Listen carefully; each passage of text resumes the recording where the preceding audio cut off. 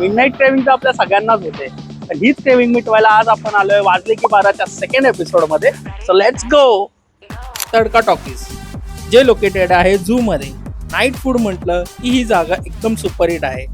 सुरुवात केली फिश अमृतसरी टिक्काने. बाहेरून परफेक्ट क्रिस्प, आतून सॉफ्ट आणि एकदम फ्रेश. मसाल्याचा हलका तडका आणि वरचा चाट मसाला एकदम चटपटीत आणि फ्लेवरफुल टेस्ट येतो. त्यानंतर चिकन गिलाफी सीख. नावाप्रमाणे टेस्ट पण तितकीच युनिक आणि हटके होती.